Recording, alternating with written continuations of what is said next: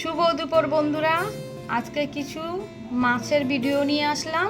রোজ তো সবজি আর মাছ কি রান্না করবো এগুলি দেখাই। আজকে মাছের ভিডিও দেখাবো, আমি মাকে কি মাছ এনেছে বাড়িতে সে ভিডিও তোমাদেরকে দেখাবো। তো এখানে রুই মাছ নিয়ে এসছে, রুই মাছটা আমি কেটে নুন আর হলুদ দিয়েছি।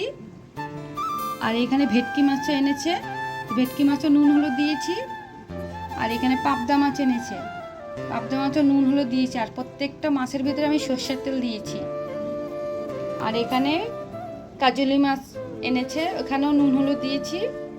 আর এখানে চিংড়ি মাছও নুন হলুদ দিয়েছি। কি বলো তো, চিংড়ি মাছের ভিতরে একটু নুন হলুদ আর সর্ষের তেল দিলে মাছটা খুব ভালো হয়, কেননা মাছটা গায়ে গায়ে আঠা আঠা হয়ে যায় না, গায়ের থেকে লেগে যায় না। তা আমি এখন এই মাছগুলি নুন হলুদ তেল মাখিয়ে তারপরে আমি এখন ফ্রিজে রেখে দেবো, কারণ আমাদের টাইম হয় না, তো তাই একবারই সব মাছ কিনে নিয়ে আসে। তো আমার আজকে মাছের ভিডিওটা কেমন হয়েছে অবশ্য কিন্তু তোমরা কমেন্ট করতে ভুলবে না। ভিডিওটা ভালো লাগলে মাছের লাইক কমেন্ট শেয়ার করে দেবে। আবার নেক্সট কোনো ভিডিও নিয়ে আসবো। Bye bye.